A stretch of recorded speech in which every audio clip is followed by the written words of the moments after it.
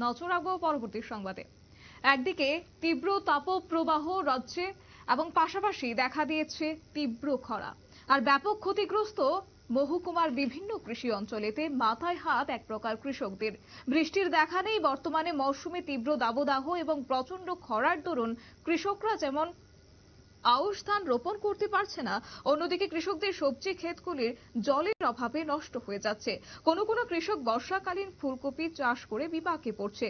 লাউ, চাল কুমড়ো এবং বরবটি সহ রকমারি মরিচ, বেগুন ইত্যাদি ফসল বৃষ্টির অভাবে নষ্ট হয়ে যাচ্ছে।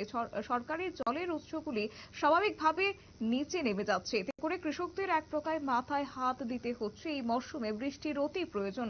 তবে গোটা বিষয়কে কেন্দ্র করে কি বলছেন তারা, শুনবো বিস্তারিত।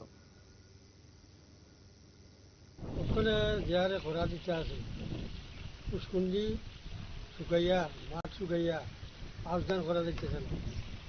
মরিচ গাছ জড়িয়ে দিতে আছে জলের লাগে। তো এখন তো আউশের সময়, আউশের তো আইসেই সব চাই বুঝি তো সব ক্ষেত মানে হাল বাওয়ার করে শুকাই গেছে, সঙ্গে কি মানে হাল বাইয়ে তো হ্যাঁ, আর ওই যে সবজি ক্ষেত যে ঝিঙ্গা, রামাই, মরিচ, এটা সব জড়িয়ে দিতে আছে জলের কারণে। জলের কারণে কৃষক বহুত কষ্ট আছে, পরিশ্রম করে ফল পাইতেছে না জলের কারণে। আপনি কতখানি জমিতে এবার চাষ করতেছেন বিভিন্ন ফসল? বিভিন্ন ফসল ধরেন না, পাঁচখানি মতো। আমাদের প্রচণ্ড সমস্যা চলছে অতিরিক্ত খরার কারণে। যেমন সবজি ক্ষেত নষ্ট হয়ে যাচ্ছে, তার সঙ্গে সঙ্গে আমাদের যে মাছ চাষ আছে সেই মাছ চাষের ক্ষেত্রে অনেক ব্যাঘাত তৈরি হচ্ছে। কারণ আমাদের যে পুকুরগুলো আছে সেগুলো একদম শুকিয়ে যাচ্ছে, অনেক মাছ মরে যাচ্ছে। কিছুদিন আগে আমাদের অনেকগুলো মাছ মরেছে জলের কারণে, বৃষ্টির কারণে।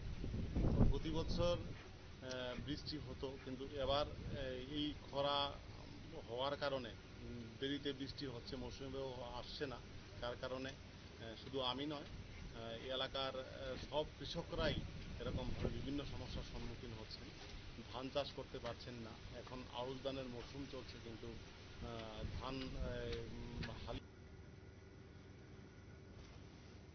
আপনারা শুনলেন সংশ্লিষ্টদের বক্তব্য এবং এক্ষেত্রে বলা যায় এই গরমের কারণে এক প্রকার কিন্তু কৃষকদেরও মাথায় হাত পড়তে হচ্ছে, কেননা স্বাভাবিকভাবেই এই বৃষ্টি না হওয়াতে স্বাভাবিকভাবেই যে ক্ষেতগুলি রয়েছে এবং পাশাপাশি বৃষ্টির অভাবে কিন্তু এক প্রকার মৌসুমের ফসল কিন্তু নষ্ট হয়ে যাচ্ছে। এতে করে এক প্রকার কৃষকদের মাথায় হাত দিতে হচ্ছে। তবে কমলপুর সহ রাজ্যের বিভিন্ন কৃষি প্রধান অঞ্চলে এরকমই চিত্র আজ লক্ষ্য করা গেছে। নিয়ে নিচ্ছে ছোট একটি বিজ্ঞাপন বিরতি, সঙ্গে থাকুন।